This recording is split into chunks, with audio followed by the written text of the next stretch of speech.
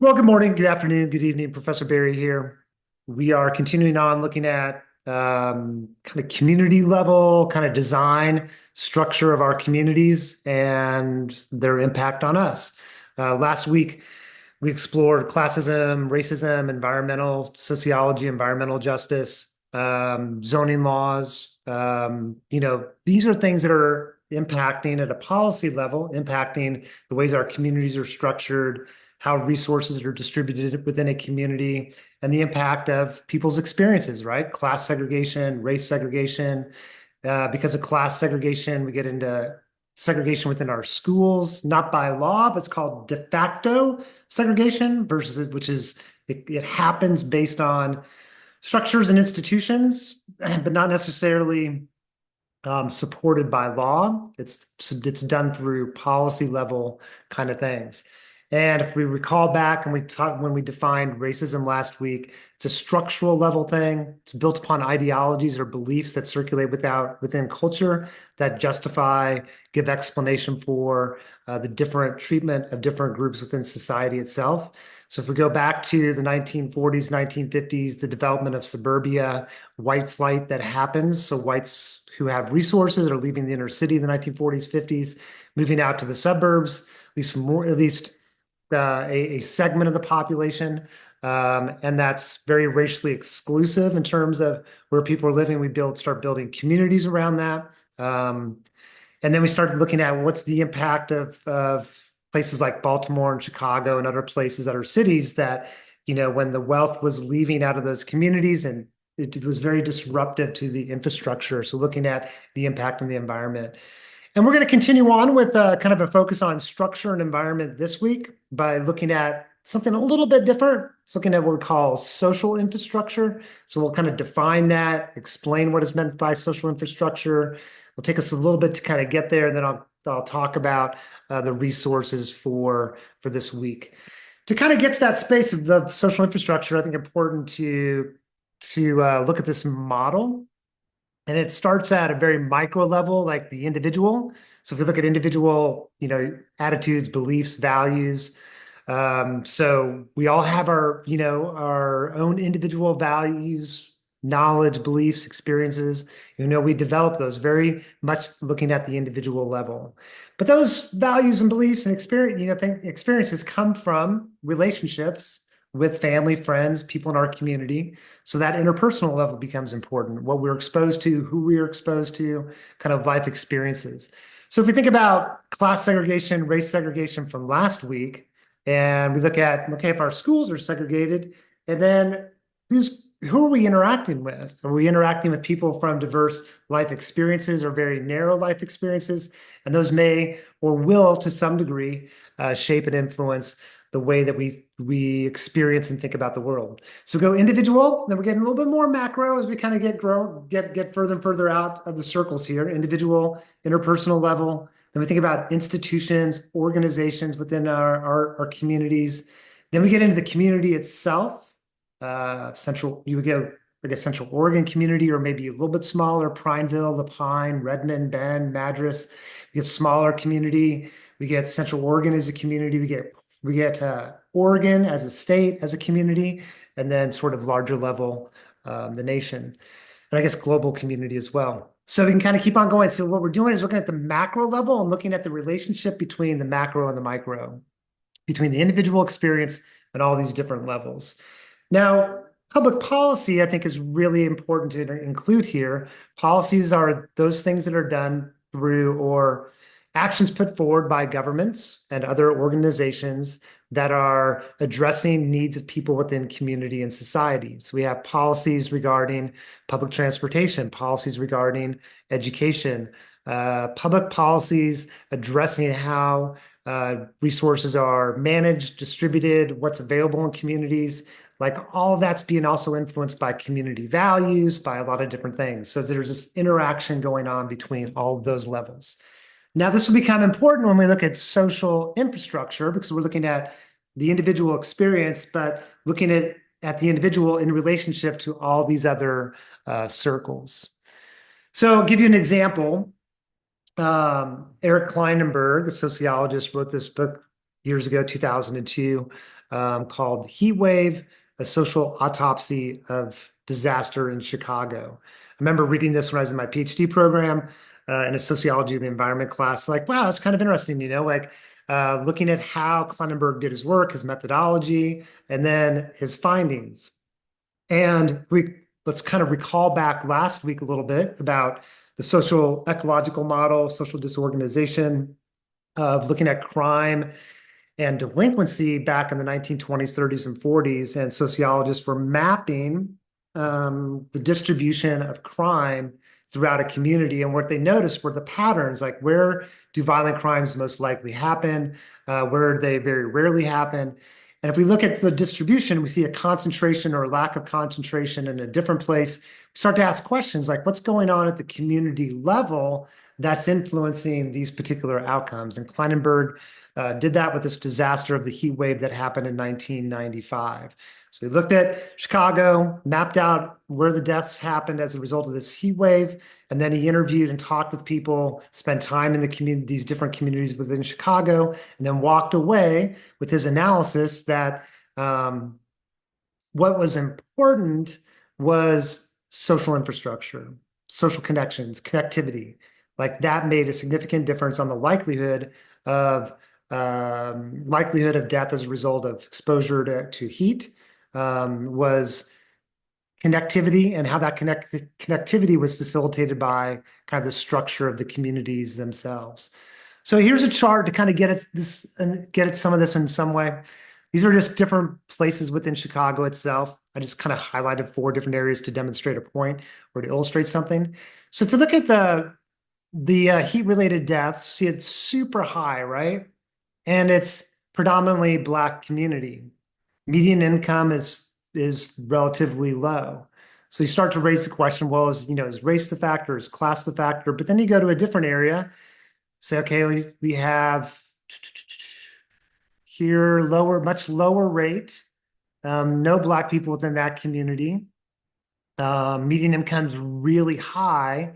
So super, relatively high level of income, predominantly white or all white community, but yet had a heat death rate of 54 per 100,000 people. Here we have 40 heat-related deaths, 47. Heat-related deaths, same percent, right? 99%, 99%. Median income about the same, but yet the heat-related death rate was about half. So like, what's going on? Like, why is it half the heat-related deaths in this community in Grand Boulevard versus Fuller Park when it has the same racial distribution and income level? And then we have here predominantly Black community, income level relatively low, and heat-related deaths really low, relatively low. And what Kleinenberg addressed is it really had to do with like death rate was significantly impacted by social connectivity. Do people know each other? Do they count on each other for resources? Were they checking in on each other? Do people feel safe within their communities? Like the community level things mattered in terms of how people managed the heat wave. So to define infrastructure, social infrastructure, and Kleinenberg defines it as physical places and organizations that shape the way that people interact.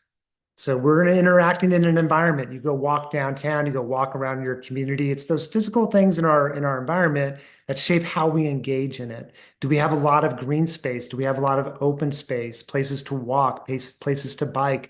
Do you see a lot of families and kids? Like all these different kind of things start to influence how we engage within the environment. Often public policies addressing, social problems focus on economic development, um, which is important, like to bring resources, economic resources into community, jobs, employment, like that stuff makes a difference. Sometimes we think about like technologies. Well, how can we make that a better place mentally and physically for people's physical and mental health? We can bring in new institutions, new organizations, but often forgotten is the social infrastructure. Like, what are we doing to help facilitate connectivity within these communities? Then Kleinenberg later on in another book of his says, but when social infrastructure gets degraded, you can see the consequences. People spend less time in the public. They hunker down in their homes. They don't connect with people in their environment. Networks start to break down. Crime rises. Older and sick people grow more and more isolated from the community. They're not out and about. They're not exposing themselves to others. They're not sharing their wisdom and their experience with others in the community. Younger addiction rates rise and develop. People become more vulnerable to overdoses, becomes more distrust of neighbors, distrust of the community. So social infrastructure can be a glue that helps to keep communities strong and help to influence um, positive mental health and physical health. I think one of the different examples he provides in a book on social infrastructure, one was childcare facilities. He talks about in the two different childcare facilities in New York City. One of them is like super hyper efficient. Kids are supposed to be there at a certain time. They parents come by, pick them up at a certain time. It's like right on time, right? Be there, and kids will be ready by 3:30. You have to drop them off at 7:30, like very highly structured. The other childcare facility was, kids are supposed to be ready by your parents need to be there at 5:30 or 3:30, whatever the time was. But sometimes the kids were ready, sometimes not. Sometimes they were in an activity, and parents had to wait.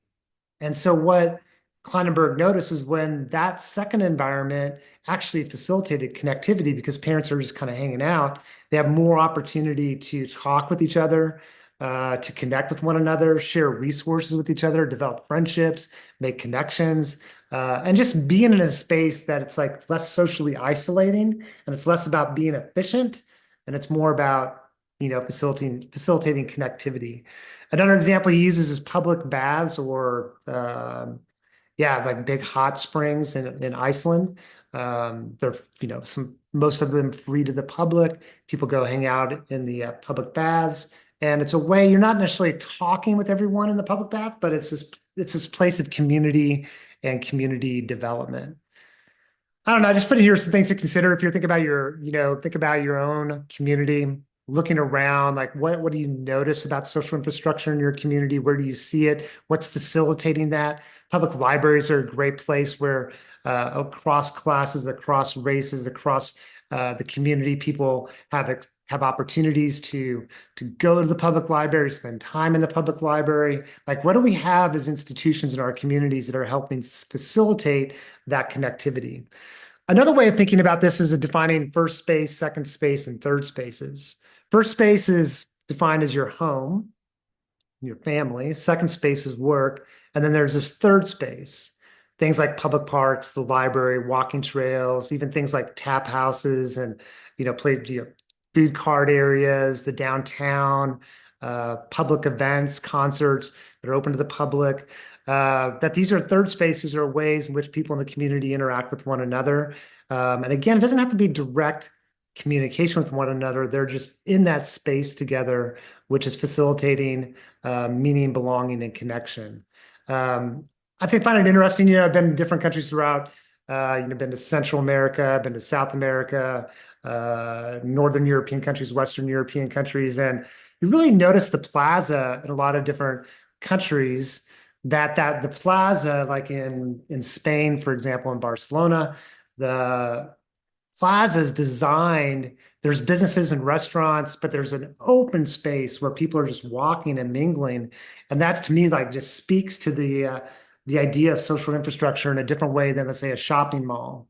Where in our commercial space, if we have a shopping mall, people are going there for shopping. It's a little bit of social infrastructure for sure. It's not that there's nothing going on there, but the plaza is very democratic. It's open to everyone and all people, and people go to that space just for walking and enjoying the environment. I think there's more attention being placed on some of this stuff now. Look at, for example, urban development, urban design, cool academic area, as well as educational pathway and career opportunities. If you want to talk about this area, shoot me an email. We can set up a meeting and talk about urban planning, urban design as an educational pathway. But looking at Portland is a cool example. They're working on this green loop where it's pedestrian friendly, biking friendly to go around the city. And you can imagine this space is a way of bringing people in the community together. So relationships between infrastructure and racial dynamics from last week. So remember class segregation. So we think about class and race segregation. pre and post suburbia. Suburbia really facilitated class segregation and race segregation. We are more segregated today, depending on how you measure segregation. Our schools are highly segregated. Our communities are highly segregated, and it's not based on necessarily like housing policy. It's not based on legal mandates or legal restrictions for people living in one places versus another, but it's the result of things like the cost of homes within a community, market dynamics, things that are a little bit slippier than back in the 1940s and 1950s, like zoning laws that made it restrictive covenants, restricting people of color from living in certain communities. Like those restrictions have gone away, but yet we still have high levels of segregation. And a different interesting thing to think about. There's a book called The Big Sort by Bill Bishop, and he talks about or looks at and investigates how our communities are becoming more and more politically homogenous too. Like people are moving to states and communities that have either liberal or conservative values and ideas. And I think this could be very consequential, can impact our exposure to people with different political beliefs and ideas and experiences. And this is unhealthy for communities as well as a democracy. So if you can link back to the color of law, I think the interesting example of this that Kleinenberg uses is the swimming pool. So we had Jim Crow laws in the United States, legal segregation all the way until 1954. So in 1896, in a court case called Plessy versus Ferguson, created this idea of separate but equal public facilities, schools, trains, buses, water fountains, all that kind of stuff. Jim Crow laws, late 1800s, all the way to 1954, and Brown versus Board of Education. Was desegregation, right? It's the law that constitutional law that ended legal segregation, said that all institutions cannot be segregated. They need to be open, and that segregation was not legal. Like can't have laws enforcing segregation. And if you look at swimming pool, Kleinenberg kind of uses an example like the swimming pool that prior to Brown versus Board of Education, there was more swimming pool public access for African Americans to access public swimming pools than after 1954, because after desegregation happened, suburbia, white flight, then it became more country clubs, private pools, and less investment in the public kind of structure. So I think it's kind of interesting to sort of think about like the consequences of suburbanization, of zoning laws, and infrastructure. And we think about the swimming pool and the swimming pool as a potential place for community integration, and the importance and value of that to our communities today. So our public swimming pools today, fully integrated, and you see a cross section of people within those spaces, and you can see this sort of social infrastructure kind of happening there. And then I put it as just another example. Think about our local schools. Back here, well, in Bend, there were one high school back in 1925. Now there's four, and you wonder to what degree our schools are class segregated, and that's a reflection of our community being class segregated. If you're interested in more of this subject area, I think a couple books are really fascinating. When Work Disappears, the World of the New Urban Poor, written by Harvard sociologist, African-American scholar, William Julius Wilson.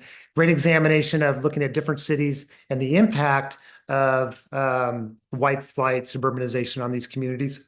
And then more recently, Nicholas Kristof, who's from Oregon, and his partner, Cheryl Wadoon, wrote a book called Tightrope: Americans Reaching for Hope, and they focus a lot on Yamhill, Oregon, over in the valley.